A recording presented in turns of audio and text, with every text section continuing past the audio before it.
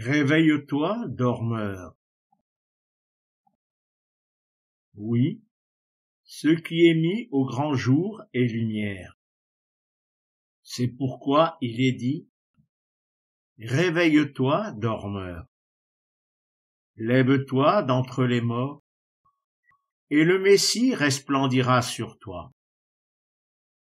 Ce verset reprend ce qui est écrit dans le livre d'Ésaïe, chapitre 52, le verset 1er.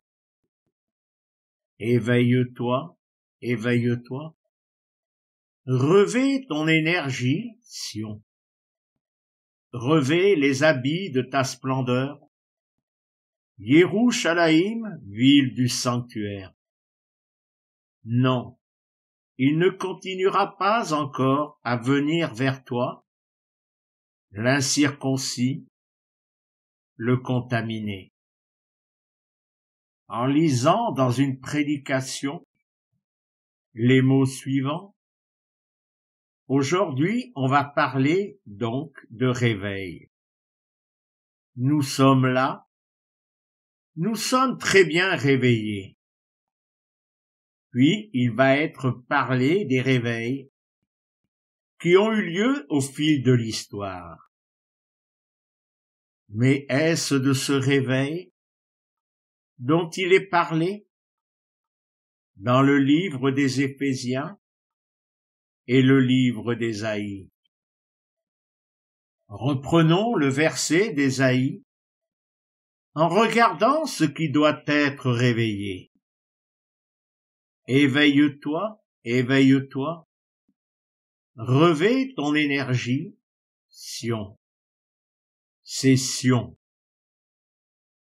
Ce réveil ne s'adresse pas à des étrangers au peuple hébreu.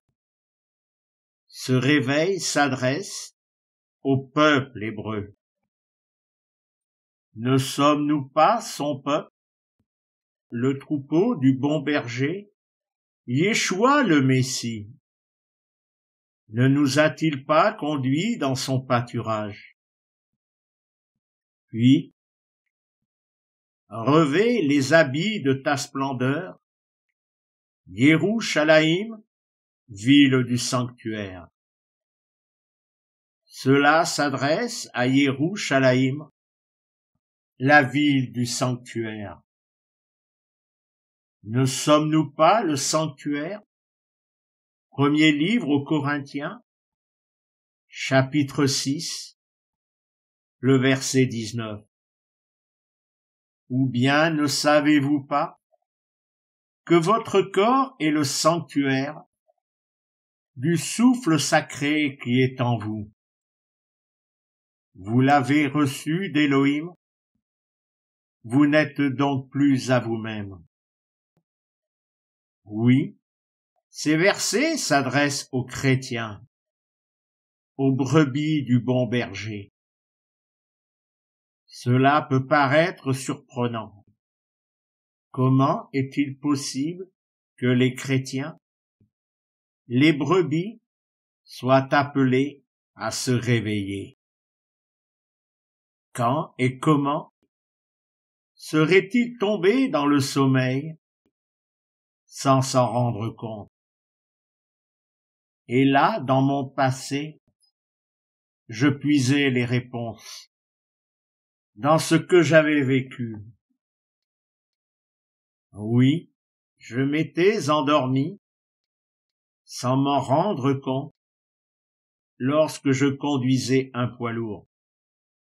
Et de la même manière, un collègue, lui aussi s'était endormi sans le réaliser lors d'un voyage en car de tourisme à l'étranger. Alors les raisons. Une route large et spacieuse, comme une autoroute. La monotonie. Aller encore plus, comme être poussé à faire. La fatigue. Cela va conduire à l'endormissement, au sommeil. Reprenons dans l'ordre. La route large et spacieuse.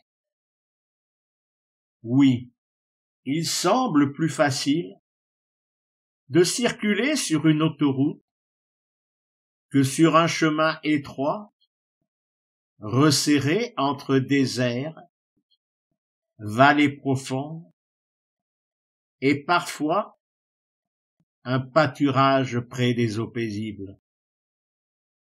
Sur cette autoroute, peu de carrefours, que des entrées ou des sorties vers de nouvelles directions.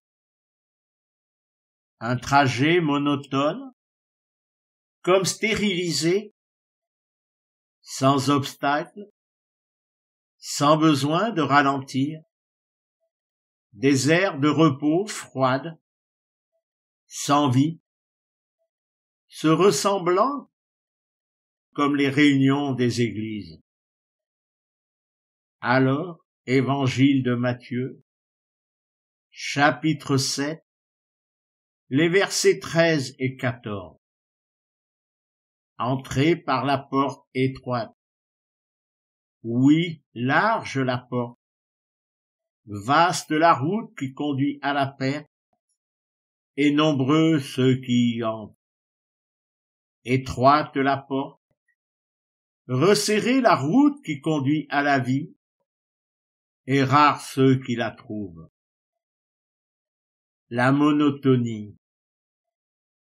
Ce qui est monotone, c'est de faire encore et toujours la même chose.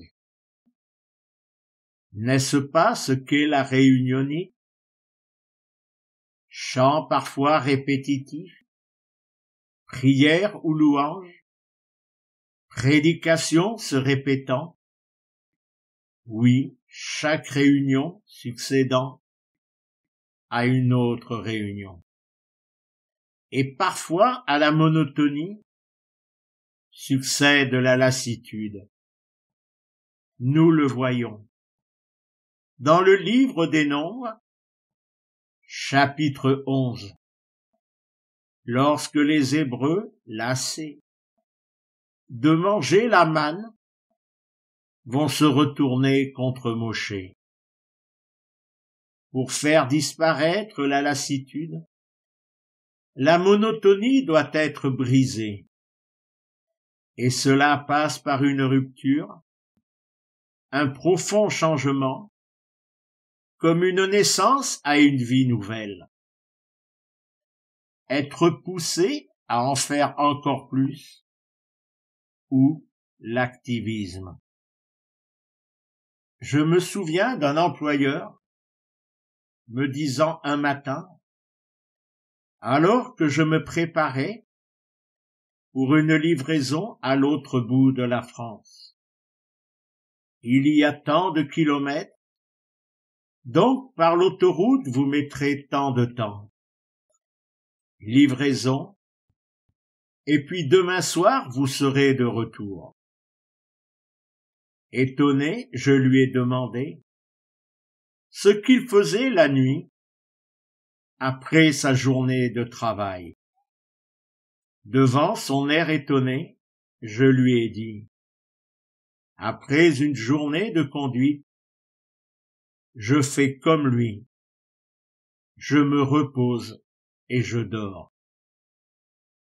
Et pourtant, les chrétiens sont souvent appelés en dehors des réunions à encore méditer sur les prédications et les enseignements reçus, et pour leurs églises, aller évangéliser. Peu importe ce qu'ils font déjà. La fatigue.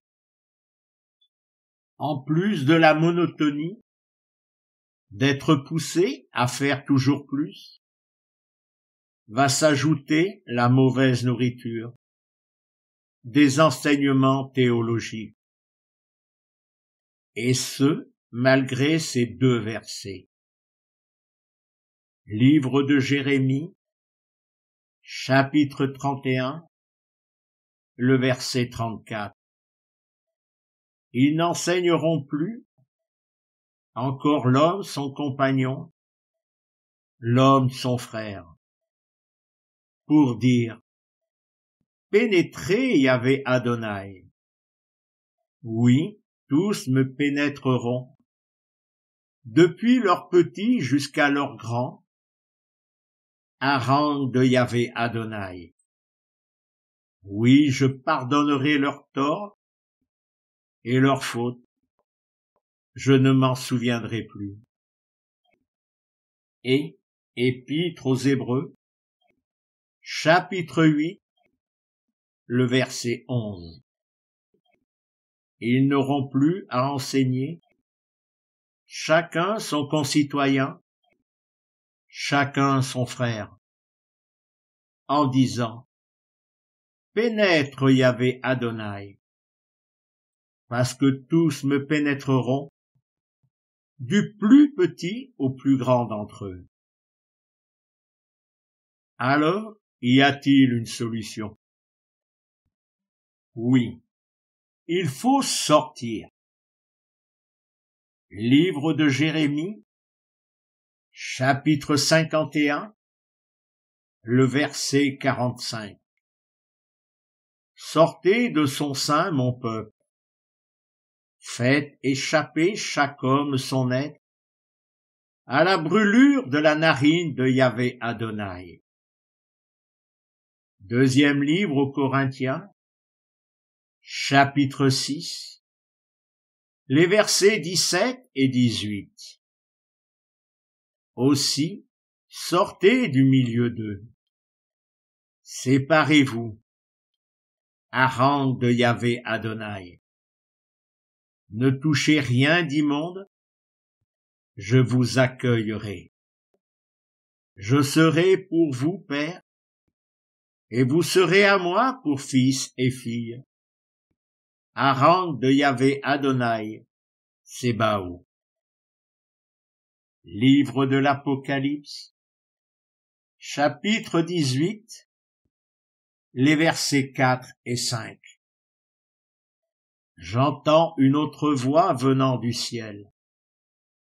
Elle dit, sortez mon peuple de chez elle, que vous ne participiez pas à ses fautes, et que vous ne receviez pas de ses plaies, parce que ses fautes se sont amoncelées jusqu'au ciel. Elohim s'est souvenu de ses injustices. C'est de cela qu'il faut sortir. Sortir de cette route large et spacieuse, de cet environnement monotone, de ce cycle d'activisme, de réunionnite, et retrouver la bonne nourriture. Il faut revenir à la porte étroite, à la route resserrée. Évangile de Matthieu, chapitre 7, les versets 13 et 14. Entrez par la porte étroite. Oui, large la porte, vaste la route qui conduit à la perte, et nombreux ceux qui y entrent. Étroite la porte, resserrez la route qui conduit à la vie, et rares ceux qui la trouvent. Rares sont ceux qui la trouvent. Comment cela est-il possible?